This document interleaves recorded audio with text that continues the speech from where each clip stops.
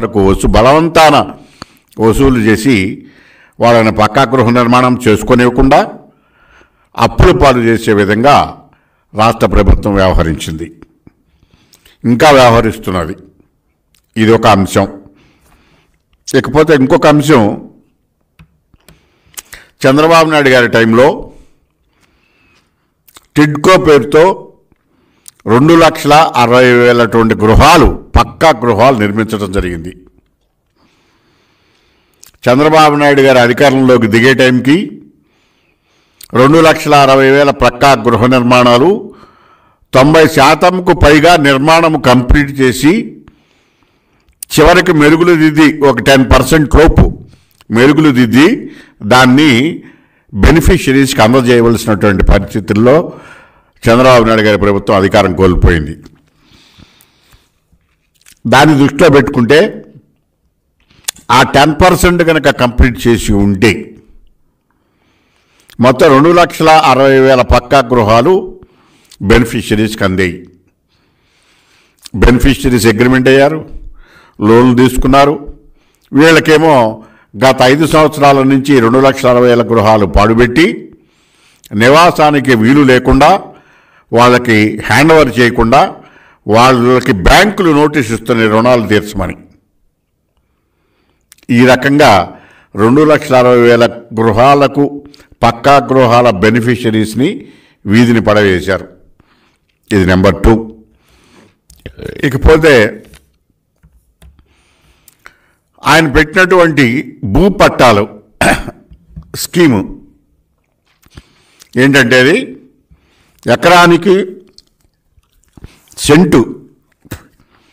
ఒక సెంటు భూమిలో ఇళ్ళు కట్టుకోవాలని చెప్పేసి నిబంధనతో సెంటు భూమి లబ్ధిదారులకు ఇస్తాము అని చెప్పేసి ప్రకటించడం జరిగింది. దానికి తగిన విధంగా కొన్ని చోట్ల సరైనటువంటి ప్లాట్ల విభజన లేకుండా, రోడ్లు లేకుండా, దారి లేకుండా, గుంటలలో, చెరువులలో వర్షం వస్తే మోకాళ్ళ లోతు నీళ్లలో మునిగిపోయేలాగా అలాంటి ప్రాంతాల్లో కొన్ని చోట్ల పట్టాలు ఇవ్వటం జరిగింది. ఓ ఎకరం సెంటు చొప్పున అలాట్మెంట్ చేయటం జరిగింది. అది నివాసానికి అనువుగా లేదు, నివాసం కాదు, ఇళ్ళు నిర్మించుకోవడానికి కూడా అనువుగా లేదు. దాన్ని ఇళ్ళు నిర్మించుకోవడానికి అనువుగా లేని, నిర్మించుకోవటానికి సరిపోను జాగా లేని బురద గుంటల్లో వీటిల్లో ఒక సెంటు ఇచ్చి పేద ప్రజలని మోసం చేయటం జరిగింది. ఈ సెంటు ఇవ్వటం అనేటటువంటిది, దీనిలో ఆ ప్రాంతాల్లో రోడ్లు లేకపోవటం, నివాస యోగ్యానికి అనుగుణమైనటువంటి ప్రాంతము కాని చోట ఊరికి దూరంగా వెలివేసినట్లు పేదలని ఈ రకంగా వేయటం జరిగింది. అది ఈరోజు కూడా అందుబాటులోకి రాక గృహాలు నిర్మించుకోవడానికి వీలు లేకుండా జరిగింది. ఇదే చంద్రబాబు నాయుడు గారి కాలంలో నివాసానికి అనుగుణమైనటువంటి పక్కా రోడ్లతో మనిషికి 2 సెంట్లు తక్కువ లేకుండా ఇళ్ల పట్టాలను ఇవ్వటం జరిగింది.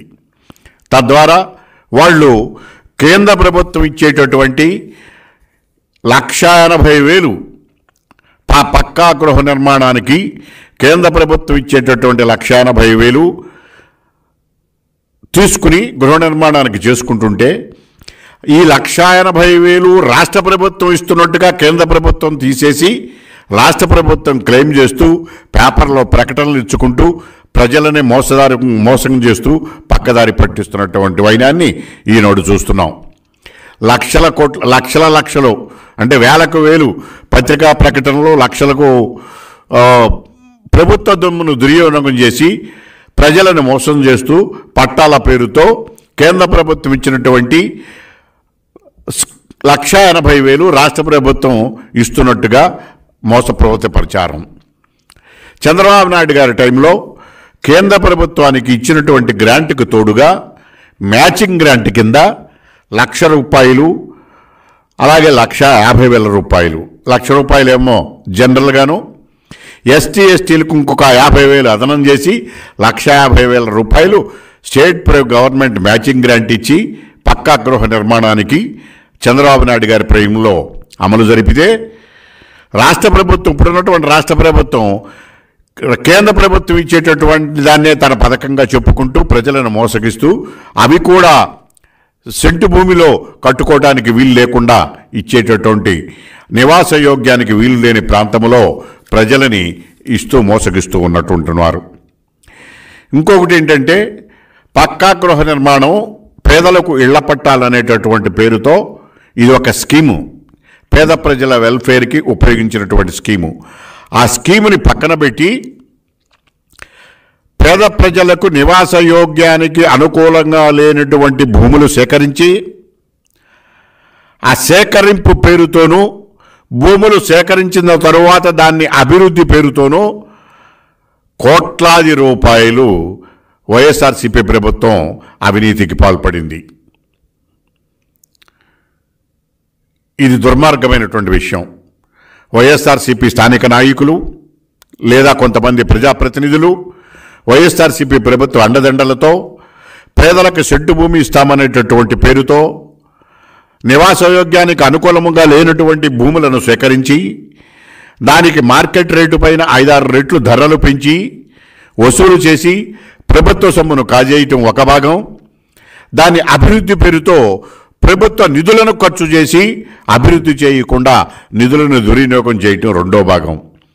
ఈ 2 కారణాలతో పేదలకు ఇళ్ల పట్టాల పేరుతో మోసము చేసి కేంద్ర ప్రభుత్వం ఇచ్చినటువంటి నిధులకు రాష్ట్ర ప్రభుత్వం మ్యాచింగ్ గ్రాంట్స్ ఇవ్వకుండా పక్కా గృహ నిర్మాణం అనేటటువంటిది కట్టించు